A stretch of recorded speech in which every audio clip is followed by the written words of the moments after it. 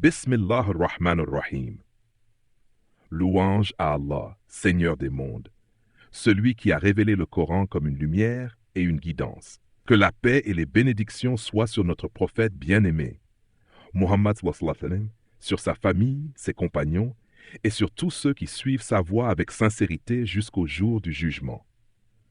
Mes frères et sœurs, écoutons ce que dit Allah dans la sourate Al-Ma'arij. L'homme a été créé instable. Quand le mal le touche, il est plein d'inquiétude. Et quand le bien le touche, il devient avare. Ces paroles d'Allah sont un diagnostic spirituel, un miroir.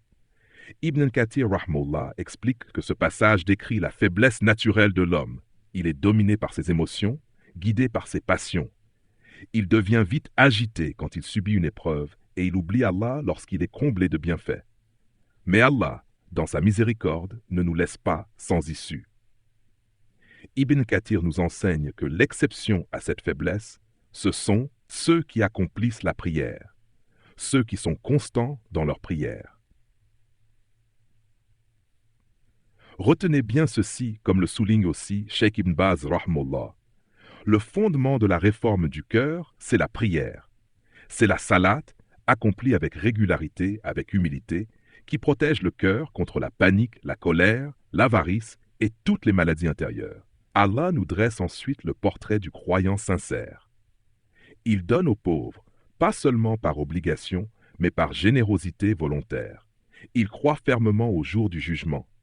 Il redoute le châtiment de son Seigneur, car nul n'est à l'abri de ce châtiment. Il préserve sa chasteté, respecte les limites licites. Il est digne de confiance dans ses engagements. Il est honnête dans ses témoignages. Et surtout, il veille à sa prière avec soin et constance. Remarquez, la prière est mentionnée 2 fois dans cette liste. Pourquoi? Parce que tout commence et tout revient à la prière. Elle est le point de départ et le signe de la sincérité. Et quelle est la récompense de ces serviteurs d'Allah?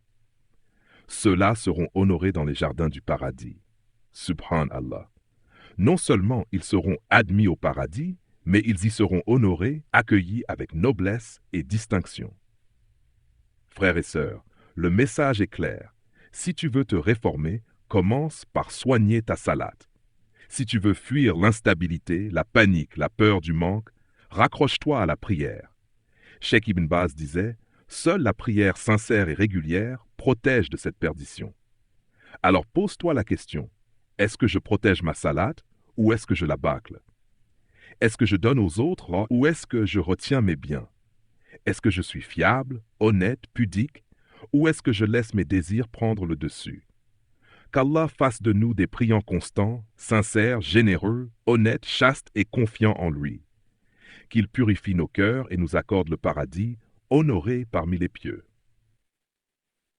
Wa sallallahu ala nabiyyina Muhammad wa akhiru da'wana anil hamdulillahi rabbil alamin.